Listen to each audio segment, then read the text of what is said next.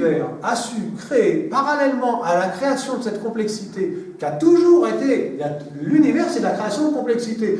L'homme est l'amplificateur de la puissance du principe créateur. Sans la roue, vous ne pouviez pas avoir de puissance. Or, la roue ne peut pas être inventée par la nature. Parce qu'il y a une discontinuité. La nature n'a inventé la roue que pour des bactéries microscopiques. Sinon, il n'y a rien. Vous avez des parties d'articulation, mais le tour complet, ça a une discontinuité. Le mode de fabrication de la biologie empêchait de fabriquer la roue. L'homme a pu fabriquer la roue. En fabriquant la roue, d'un seul coup, la vitesse sur Terre est passée de la vitesse d'un cheval à quelques milliers de kilomètres heure. D'un seul coup, l'homme est devenu la première force transformatrice de la Terre. On a transformé la lithosphère, la biosphère, l'atmosphère, on a tout transformé. La puissance, si on imagine qu'il y a un principe créateur qui a besoin de puissance pour modifier la planète, il avait besoin de l'homme pour pouvoir avoir cette puissance. Maintenant, il faut rectifier le tir. Mais je le mets dans mon livre. Si on ramène à une journée l'histoire de l'homme, eh bien, la création de l'homme, c'était il y a quelques minutes, je crois, il faudrait que je le regarde. Regarde, ça, faut que je le vois, parce que celui-là, je ne le connais pas par cœur, je connais que la fin par cœur. Le dernier sortait de 2 secondes, mais pas grand-chose. Alors, je vous l'ai dit. Alors, à 0 heure, apparition de la Terre. 5 heures du matin, apparition de la vie qui se développe pendant toute la journée. 20 heures, apparition des premiers mollusques. 23 heures, apparition des dinosaures qui disparaissent à 23h40. On va aller se coucher. 23h40, évolution rapide des mammifères. 23h55, apparition des premiers hominidés. 23h59, l'homo sapiens sapiens. Et 23h59 minutes, 59 secondes, 99 centièmes, la révolution industrielle. Bon, hein, ça nous fait prendre un peu de recul là-dessus. Hein. Alors, tous ceux qui vous disent, ouais, on a pourri la planète en 50 ans. 50 ans, c'est quelques millièmes de seconde. Et on est déjà en train de rectifier le tir. C'est vrai que tout le monde n'a pas pris conscience, d'accord. Si on se remet à l'échelle humaine, d'accord. Mais si on se remet à l'échelle planétaire, même si on prend un peu de recul, on se rend compte que c'est super beau. On a moyen. Moi, je m'extase. Je m'extasie quand je vois décoller un 380. Je dis, putain, on a quand même réussi à faire ça. C'est fantastique. Ce que l'homme a réussi à faire. Et la potentialité que l'homme a, surtout que l'homme, là, il est entre... Ah ben non, c'est pas là, dans l'échelle des chakras, il est entre le 3e et le 4e chakra. Maintenant, on sait bien qu'il faut s'unir, il faut partager, et que c'est la survie, et ça va se faire. Il n'y a pas de raison que ça ne se fasse pas. Il y aura probablement des dégâts collatéraux. Des dégâts collatéraux, mais il y en a toujours eu, je veux dire. Allez en parler avec Vercingétorix. Je ne sais pas son adresse email, hein, mais bon. Voilà, d'autres questions aussi passionnantes. Vous voyez, je suis très bavard. Ce que tu viens de dire, ça m'évoque le film Demain, pour ceux qui l'ont vu. Alors, Demain, c'est un film qui est sorti hier. On va partir maintenant. Qui effectivement est plein d'espérance et même déjà de réalité dans des remédiations de l'homme par rapport à tous les phénomènes un peu inquiétants qui nous entourent. Et c'est un film documentaire qui dure 2h30. Je crois qu'il doit être à peu près en Ariège en ce moment, ces jours-ci. Oui, demain, il est déjà passé. J'ai décrit dans ce livre qui s'appelle « L'éveil des consciences, transition vers une nouvelle ère, une révolution en marche », avec le R de révolution entre parenthèses, parce que ça fait partie de l'évolution, le fait que collectivement, nous allons rechercher les mêmes choses qu'individuellement. Il y a un ordre dans l'échelle des besoins. Il y a un ordre, je veux dire. On sait par exemple que le rôle du père est fondamental pour l'éducation des enfants, etc. Mais dans les périodes de disette, bah tant pis, le père il allait ailleurs chercher à manger parce que c'était quand même plus important de manger que d'avoir le câlin du papa le soir pour s'endormir. Manger, c'est important, mais si vous ne buvez pas, vous allez voir que boire c'est plus important. Et si vous avez la tête sous l'eau, vous allez voir que respirer c'est encore plus important. Il y a un ordre. Cet ordre il est connu. La pyramide de Maslow en Occident, la montée de la Kundalini en Orient. Collectivement, on fait pareil. Il y a 20 000 ans, 10 000 ans, pardon, l'Holocène. L'homme se sédentarise, il s'organise. Alors qu'il était cueilleur-chasseur, il devient agriculteur-éleveur.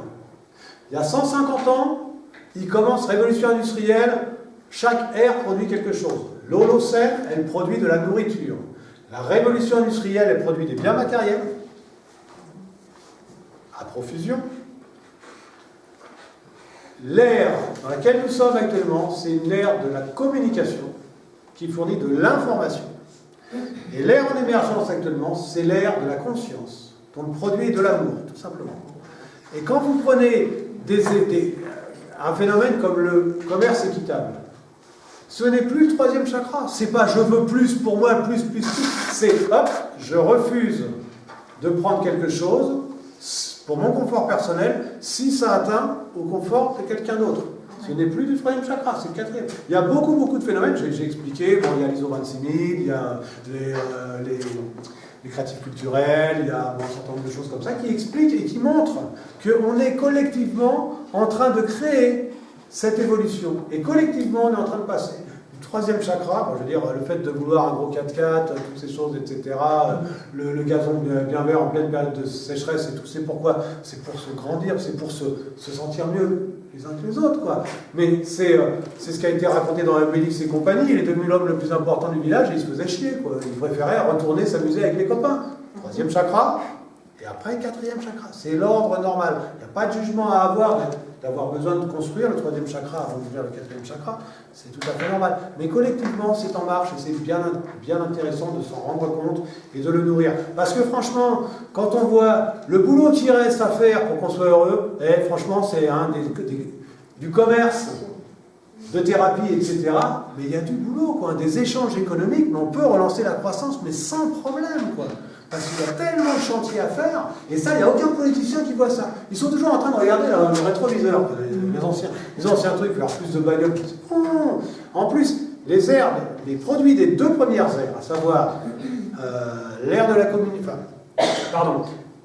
les produits primaires, la nourriture, etc., ou les produits secondaires, sont limités, parce que la planète est limitée. Les produits des deux autres ères, la communication, donc l'information et l'amour, c'est illimité.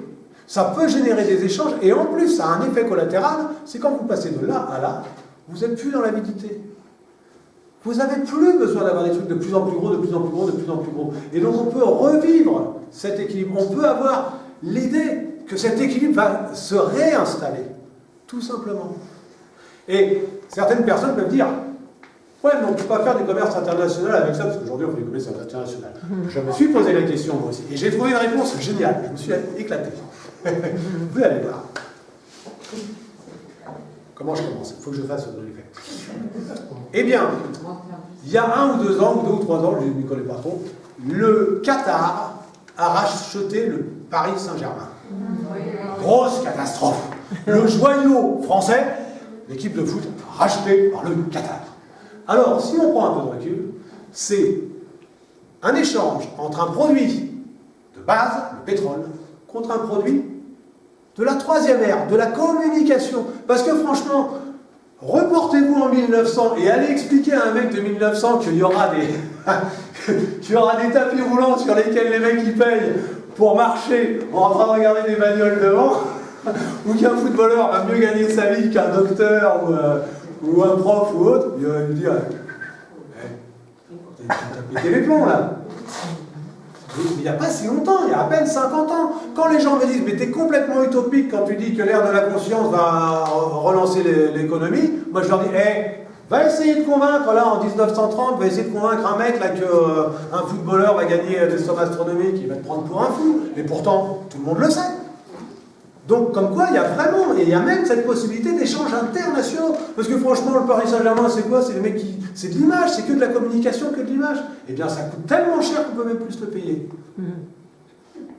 Adam Smith, je crois, c'était un économiste. Pour lui, seule chose qui avait de la valeur, c'est les produits de la terre. Tout le reste, c'était des parasites. Du parasitage. C'était son paradigme.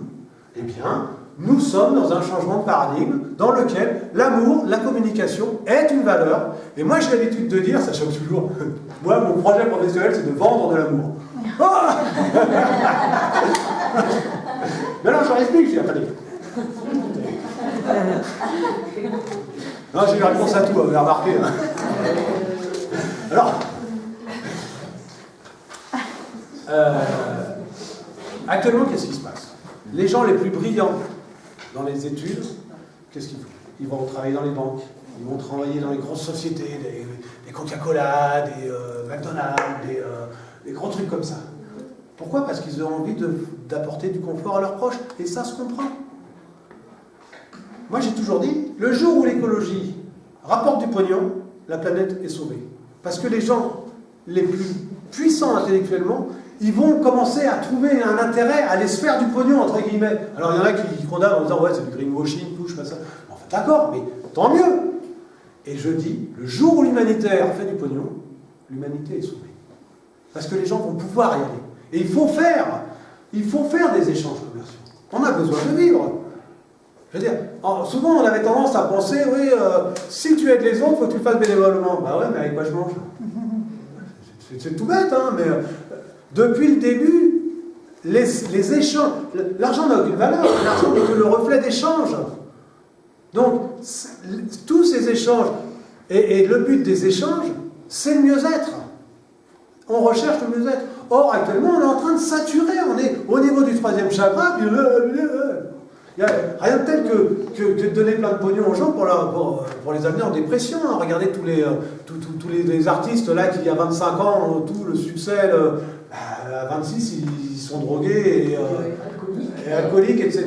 Tout simplement parce que, absence de pression, dépression, pas de sens, on ne sait pas où aller. On ne sait pas où aller, on est bloqué. Or, quand on regarde tout ce qu'il y a derrière les ventres, là, dans les thérapies, quand on commence à ouvrir un petit peu les boulots.